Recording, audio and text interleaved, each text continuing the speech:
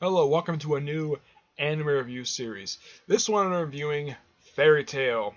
I've been having many suggestions from my friend Edgar, basically check out the series.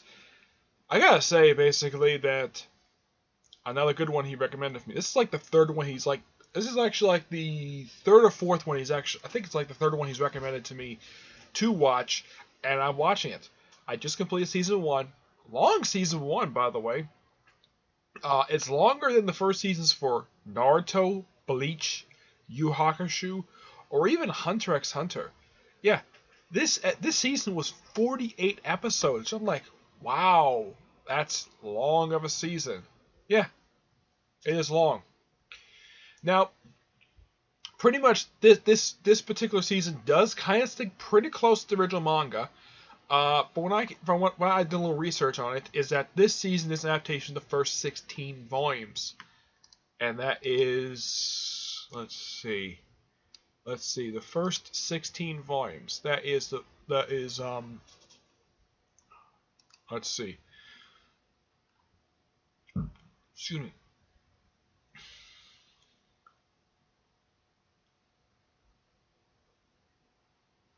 Basically, like the first 126 chapters of the manga. Yeah, that's simply what it is. It doesn't exactly like now the first episode obviously is an adaptation of chapter 1 of the manga. Now, the series itself is only, well, the main series, because season 8 is a prequel series. The main series is 265 episodes. Season 7 is the longest. I will get to season 7. After I finish this video, I'm going to do a special where I give my thoughts on the overall manga itself, which I'll talk about in my next video for this series, which will be the first and probably only special that I can think of, unless, of course, I really need to do any more. Okay, for this season, now there's some canon stuff. You got the stuff with chapter 1, which is basically episode 1. Then you have them going on their basically you have in the first episode, Natsu, Happy, and Lucy show up in the very first episode. Urza herself doesn't show up in her episode 3 or 4. And now the thing with these characters is that Natsu, each character is a different hair color. Natsu has got pink hair, which is normally hair you see with women. Lucy's a blonde. Urza has red hair. There's also a character named Gray, who has this strange, unconscious habit of stripping himself down to his underwear, which in the manga, it's basically like normal tidy whities, and yet in the show they made it to actual boxers. Yeah, it's a recurring gag in the show. And there's a few different story arcs related to the show, like there's one where Team Natsu goes on a mission where they go to an island to free from a curse. It's actually aspect mission which actually Happy stole from upstairs. Yeah, he stole it. There's the first mission they go on. That actually is like the second one they go on. The first one they go on is basically when Lucy's hired as a maid for a guy for getting this book needs to be destroyed. Yeah, and one of the maids turns out is actually a celestial spirit who actually becomes Lucy's a celestial spirit who actually can slim down from her giant gorilla size. Yeah, and her ability is that she can dig on the ground like she's a mole or something. Yeah. Um, After the S class thing, they after the S class mission um they have the I'm trying to think what was new. Oh yeah, they have no, it's not Lokai. That comes a little bit later. Trying to think. Oh yeah, next comes the the Tower of Heaven arc. Yeah, this arc was actually quite interesting. It explores Urza's past, where apparently she was a slave, and she was building this tower called the Tower of Heaven, which they call in the show they call the R system. Yeah, this arc actually took about a little over 10 episodes to tell. It took a little while, but yeah, it was a really interesting story. When the arc concluded, basically, because I remember from the manga, basically the episode which concluded the actual arc itself was actually adapted from the 100th chapter of the manga. Basically, where Urza would look like she was going to die, and then she comes back. Basically, Urza goes through a bunch of different changes in her armor. Basically, her normal appearance is that she wears like partial armor covering up her I don't know, looks like a sleeveless button-up shirt with a little floofy thing like you see in tuxedos with a blue bow tie and a blue skirt. That's her normal look. She also has like many appearances, like a lot of them basically show up a lot of skin. There's a couple of different armors introduced in the Tower of Heaven arc. One is basically the Pandora one, which is basically a very dark one. One she doesn't use very often. Another one where she switches to wearing just long pair of pants. Her breasts are taped up. Yeah, she has like tape like wrapped around her breast, and she carries two swords. And she wears like when she puts this on, she wears this until the arc is over with. Now, up until they get to the Tower of Heaven, they basically because actually it comes like this. The Tower of Heaven comes a little bit after the whole thing with the Phantom Lords, which is a rival guild of theirs who attacks their hall after they come back from mission. And yeah, and like Matt's like, don't worry, it's fine. They just attack the guild hall, and says like, no war yet. And then three of the members basically gets crucified on a tree. And then the master's like, nah, this goes way too far. You attack our guild hall, but next you attack our members. So he breaks his staff and says, Fairy Tail, we're going to war. It's one of the most interesting scenes the whole entire anime, basically, of Natsu just breaking down the Phantom Lord's one of their guild halls. Apparently there's many branches of the Phantom Lord guild, which is I'm like, okay. Fairy Tail's got one branch, and that's the branches in one town. But I'm like, I guess they want to stick to the main place. I don't know. And apparently one of the members basically who acts with people to sleep. Yeah, it's revealed in the last arc of the season of what he looks like. Yeah. Excuse me. So, yeah. Then they attack the Phantom Lord guild hall, and instead of like blasting the place, the thing turns to a massive brawl. Yeah, it's like a barroom brawl, basically what it is. And then pretty much they're ordered, and then they're forced to retreat because their master, which their guild master goes upstairs to fight the guild master of Phantom Lord. It's a guy named Jokai, and he gets taken out by one of the Element Four. And while this is going on, Lucy is kidnapped by one of the Element Four, who later becomes a member of Fairy Tail, which she becomes that in at least about a few arcs later. Yeah, and of course Natsu does get his revenge against the other Dragon Slayer, who actually I think is Gaindo. I think his name is. Apparently he's an Iron Dragon Slayer. He's basically Iron Dragon Slayer. Okay, that's interesting. Of course, he does help out in the last arc of the season. Yeah, and then after, and of course the guild master is pretty much in bed for most of the whole time.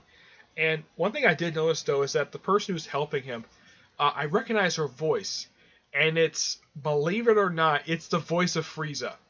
I'm not kidding. If you listen to her voice, it's frickin' Frieza. There's one guy, I think his name is Elfson, I think his name is. The guy who's voicing him is the guy who voices Piccolo.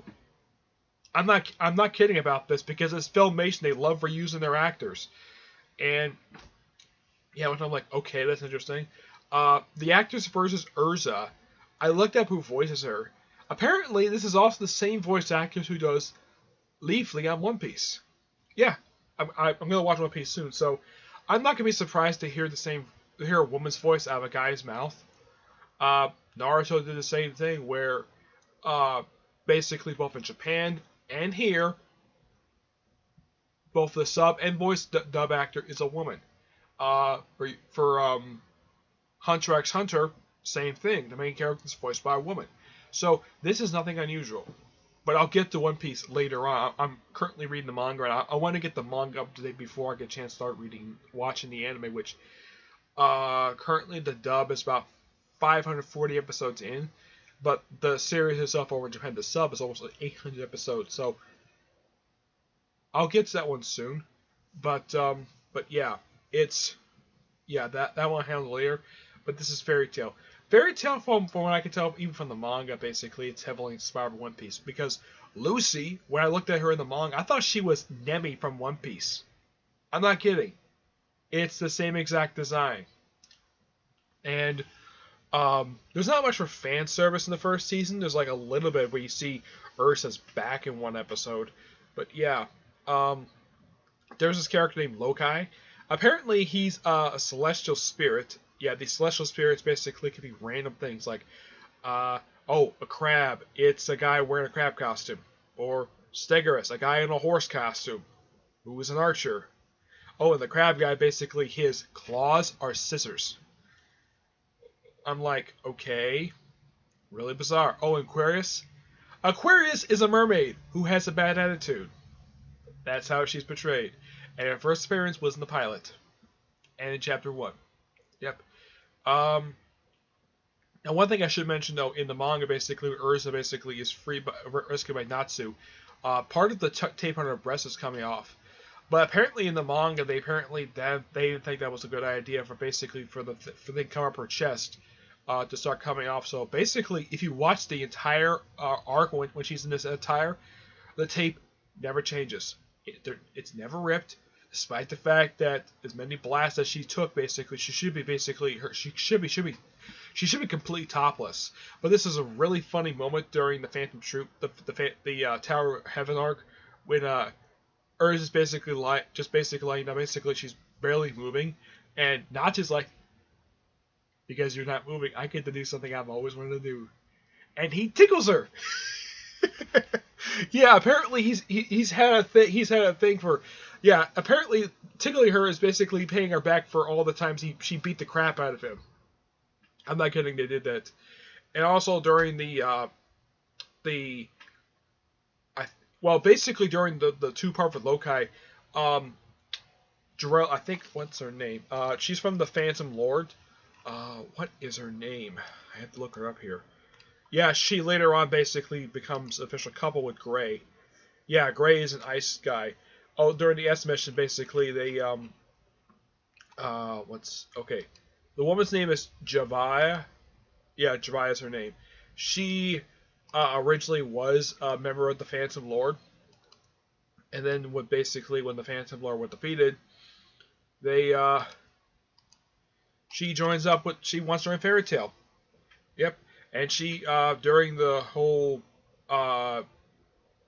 especially during the aftermath of the Phantom Lord arc, yeah, basically it's shown in the anime, I think I remember this in manga, when she first sees Gray, of course, he's basically walking around with basically pants and shoes, she basically follows up with him on sight. She basically follows up with him, and I'm like, seriously? Yeah, apparently she just falls in love with him, and even though she barely knows who he is, and she basically falls in love with him on the spot. And then she follows him around for pretty much the rest of the time. Heck, even up until she finally joins Fairy Tail, she constantly follows him around. And then later on during the Tower of Heaven arc, basically, when everyone's looking for Natsu, because Ursa basically wanted her to leave, she's sort of forced to team up with Lucy, even though she kind of regrets it. And she kind of sees her as a romantic rival for Gray, even though that Lucy has no feelings for him at all. She might be attracted to him, but she doesn't have any feelings for Gray. All she sees him as her friend. That's it. Though I kind of think she has a thing for Natsu. But, yeah. Let's see, what else? Yeah, of course, during the final arc, she does finally join the Fairy Tail, along with Ganju, basically, because he joins because he needs work. Though I will get to basically what the real reason for him joining the group is, basically. But then, basically, after they come back from, the whole thing, the Phantom Lord thing, apparently they were hired by Lucy's father to bring her home. That's the only reason why they were hired. Yep. And Javai basically just leaves every word that Gray does. It's so hilarious of her constant thing, basically, of just doing all this stuff. Yeah. Let's see. Anything else I forgot? There's a couple little filler stuff. Like there's one basically where before they go to the S-Class mission, they're supposed to go and stop this one guy from using this thing called Lullaby, which the thing is referenced to be. They follow this up in the Tower of Heaven arc. Yeah, there's that. I think this is from the manga. I think so. Excuse me. I know there's the S-Class mission, which I think is from, as far as I can tell, is from the manga. And with this particular arc, the main villain of this arc is actually a fellow disciple of Gray's master. Which, when they show a Gray's master, I'm like, okay, so his master is a hot woman. Go figure. I mean, she looks like she's probably in her mid-30s, I'd say. Yeah, and then later on they show her daughter. Apparently, her daughter died in some accident. Oh yeah, her daughter is alive and well in the present day. And apparently her daughter looks very, very Japanese-ish. Yeah, and it's like the design for Gray's master. It looks like her head is kind of based upon Anko, which I'm kind of like, okay. Yeah, and basically, she's kind of basically the one who started Gray on this fetish for stripping down to his underwear. Yeah, because one of the training that they have to do, yeah, she strips onto her underwear as well for some reason. I have no idea why. Oh yeah, at one point, this is during a flashback, Gray refers to her as an ice witch, and she apparently just does take kind to that. But later on, basically after her, after she uses her body to seal up a demon, he joins Fairy Tail. Not to say they don't really explore his past in season 1. Not really that much of stuff he did before he joined Fairy Tail.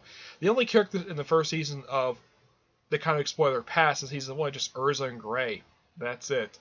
Actually, there's a character named Loxus who actually, he basically declined to help Fairy Tail when they were being attacked by the Phantom Lord, which in the final arc of the season he tries to launch a coup d'etat, which his coup d'etat basically is launch a Fairy Tail battle royale by having all the members fight each other.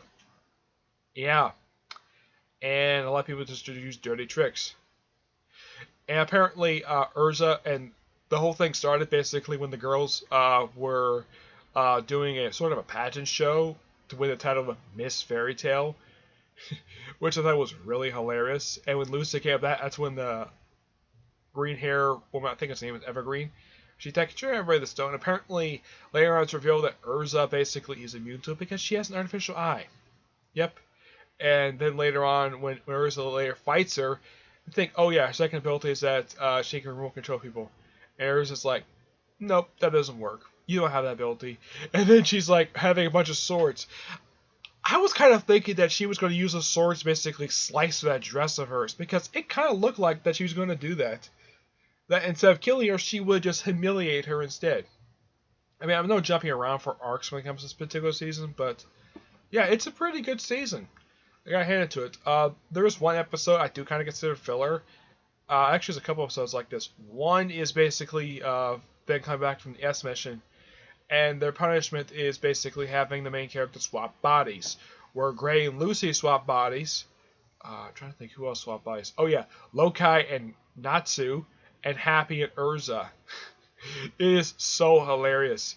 And then by the end of the episode, only Gray and Lucy return to proper bodies. Everybody else is basically and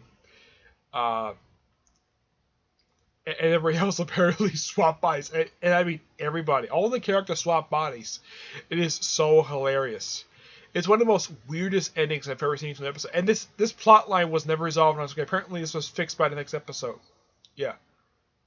But what led to the Tower of Heaven thing was that Lokai basically was a spirit, and basically Lucy basically helped him out, and he became her celestial spirit. So he gave them tickets to this beach resort, which leads to Tower of Heaven stuff. Of course, Lokai does come back for the final arc, and apparently he's developing attraction to Lucy. Which even if you think, nah, that's not gonna work. I have no attraction to you at all. Yeah, though, like I said, I still think she has a thing for Natsu. I mean, what girl wouldn't?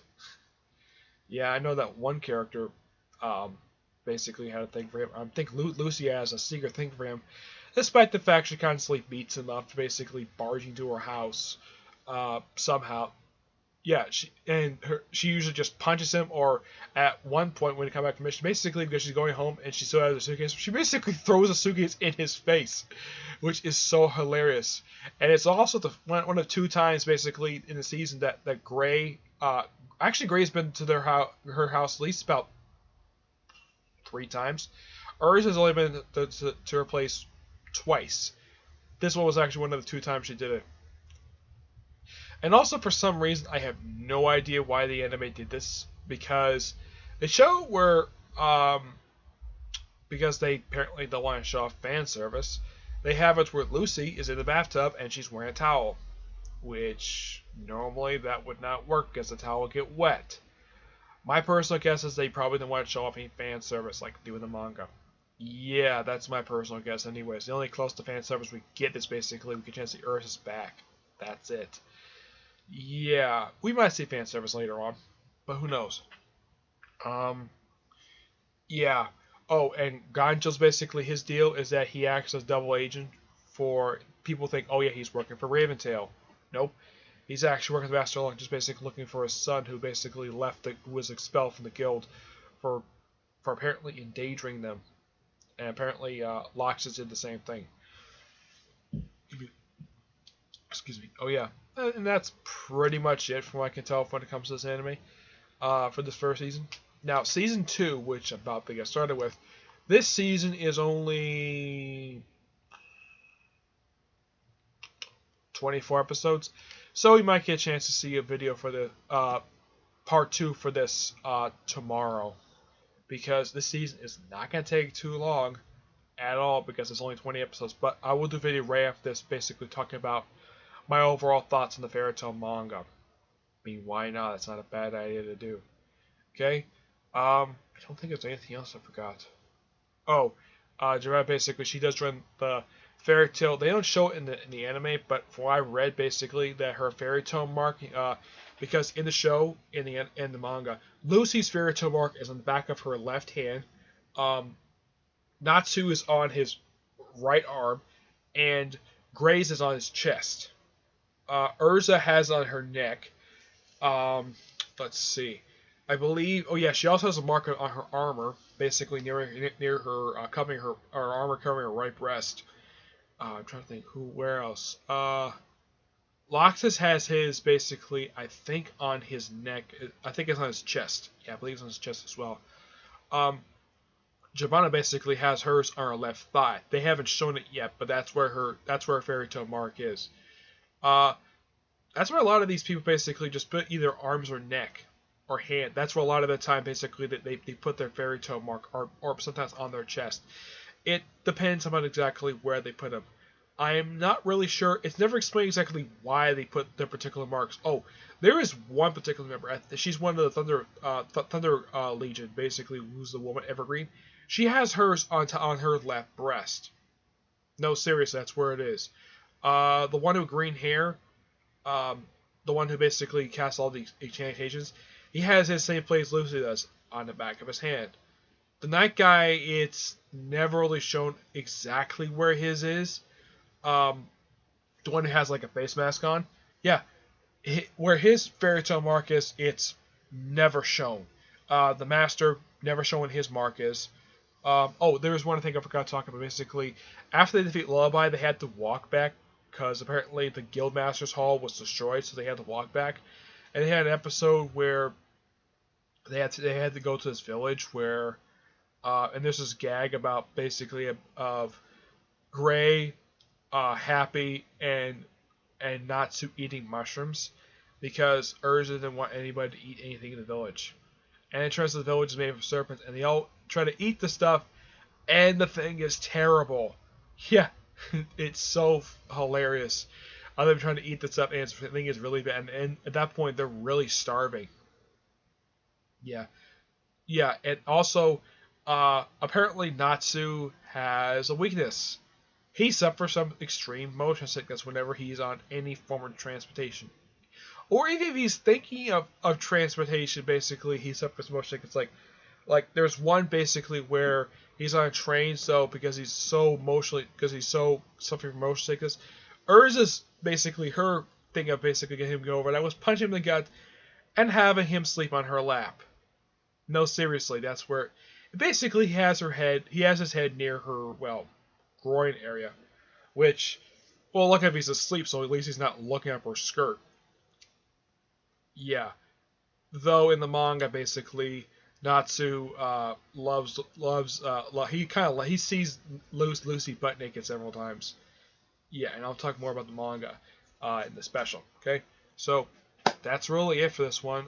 There's no really official arc per se when it comes to this particular series. Each season, what it is. So next one part. So basically, this is going to be a, how should I put this? A 10-part series. The 10th part will basically be sort of my final thoughts so far on it, because, well, I've heard that the anime is coming back next year, and expect part 7 to be almost an hour long, because, well, it's 90 episodes, and it'll take me a while to get through it.